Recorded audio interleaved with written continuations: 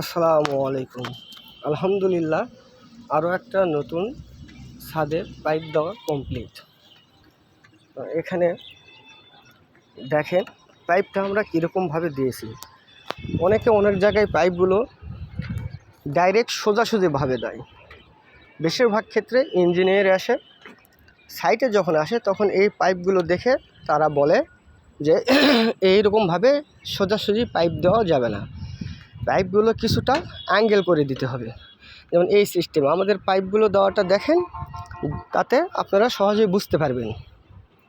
পাইপগুলো যখন আপনারা ছাদে দিবেন, এই পাইপগুলো যাতে কোনো ইঞ্জিনিয়ার এসে ছাদে দেখে যেন কোনো ক্লেম না ধরতে পারে, তার জন্য পাইপগুলো আপনারা সঠিকভাবে এরকমভাবে একটু ঘুরিয়ে পেঁচিয়ে দিবেন। আর এই পাইপগুলো যখন আমরা ব্যবহার করি, এই পাইপে অবশ্যই খেয়াল রাখতে হবে যে প্রত্যেকটা ইঞ্জিনিয়ার যারা ছাদে ওঠে, ইঞ্জিনিয়ারগুলো ইলেকট্রিক ইঞ্জিনিয়ার বলে যে একটা পাইপের সঙ্গে আর একটা পাইপের কানেকশান যেগুলো, এই কানেকশানগুলো এটা যেন কোনো পাইপ কোনোটার সঙ্গে একদম লেগে না যায়, এরকম ফাঁকা যেন থাকে। এই পাইপগুলো এরকমভাবে যখন আপনারা ফাঁকা রাখবেন, তখন সেখানে দেখবেন কোনো ইঞ্জিনিয়ার এসে ছাদে কোনো কিছু বলার মতো কোনো কিছু পাবে না। তো যাই হোক, এখানে আমরা ফ্যান বক্সের জায়গায় আমরা লোহার হুকটা ব্যবহার করছি, কারণ এটা লাস্ট ছাদ, এর উপরে আর কোনো ছাদ হবে না। আর হলেও সেটা অনেক দেরিতে আসে, যার কারণে ইঞ্জিনিয়ার বলছে আমাদের এখানে এই ফ্যান বক্স দেওয়া যাবে না, কারণ তার হাইটটা একটু বেশি, যার কারণে আমরা এখানে সার্কুলার বক্সটা ব্যবহার করছি। আশা করি তাতে কোনো সমস্যা হবে না। স্যার দেখছে, উনিও বলছে না সমস্যা নেই। তো যাই হোক, ভিডিওটা কেমন লাগলো আপনারা দেখবেন, এবং অবশ্যই আমার টেকনিশিয়ান ভাইদের বলতেছি আপনারা অবশ্যই এটা দেখবেন। আশা করি এখান থেকে ফলো করলে আপনারা কিছু অবশ্যই শিখতে পারবেন। এই এসির কানেকশানগুলো যেমন অনেক ক্ষেত্রে দেখা যায় প্রত্যেকটা বিল্ডিংওয়ালা সমস্ত ফ্ল্যাট তো তারা ব্যবহার করতে পারে না, অনেক সময় ভাড়া দেয়।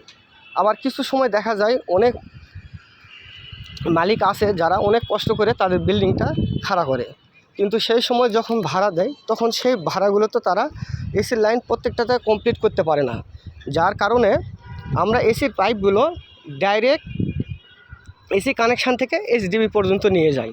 যা এই কারণে যে যদি মালিক পক্ষ ওই সময় যদি নাও করতে পারে, তাহলে সেটাতে যেন কোনো সমস্যা না হয়। পরবর্তীতে যখন এসি লাগাবে তখন যেন সহজে তারটা টেনে নেওয়া যায়। আমরা ডাইরেক্ট এইচডিবি পর্যন্ত দিয়ে দেবো এসি পয়েন্ট থেকে, পয়েন্টটা থাকবে শুধু, আমরা কেবলটা দেব না। যখন ব্যবহার করবে তারা তখন শুধু কেবলটা টেনে নিলেই ওকে হয়ে যাবে। ওই সময় মালিক পক্ষের খরচটাও অনেকাংশে কম থাকবে। যেমন আমরা এসির পাইপগুলো দেখেন, আমরা কিন্তু এসির লাইনগুলো ডাইরেক্ট সব এসি পয়েন্ট থেকে এইচডিবি পর্যন্ত নিয়েছি, যা এই একটা কারণেই।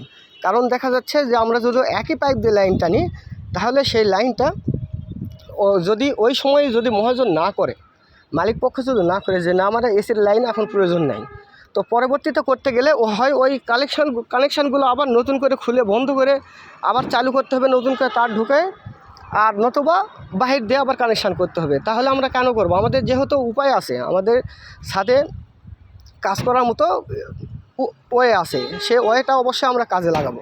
যার কারণে আমরা এসির পাইপটা আমরা এসির লাইনটা কানেকশানটা ডাইরেক্ট এসি পয়েন্ট থেকে আমরা এইচডিবি পর্যন্ত কানেকশান করে নেব, যাতে এসির লাইনটা সে যখন তার ইচ্ছা মতো সে যখন করবে তখন যেন কাজটা করা যায়, আর কি।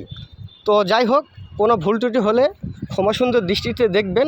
আর অবশ্যই আপনারা টেকনিশিয়ান ভাইয়েরা যারা আছেন, কাজগুলো করার সময় অবশ্যই খেয়াল রাখবেন কোনটাতে ভালো হয় কোনটাতে খারাপ হয়, এটা আপনারা সবচাইতে বেশি ভালো বুঝবেন। হয়তো অনেক সময় অনেক ইঞ্জিনিয়ার অনেক কিছু ডিরেকশান দিব, ওই ডিরেকশানে নাও হতে পারে, কারণ আপনারা প্র্যাকটিক্যালে কাজ করেন, আর ওনারা প্র্যাকটিক্যালের পাশাপাশি খাতাতেই বেশি কাজ করে।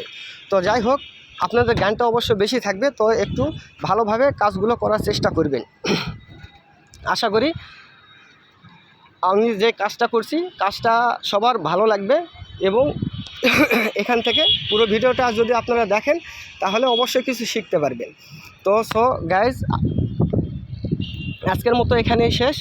আসসালামু আলাইকুম, সবাই ভালো থাকবেন।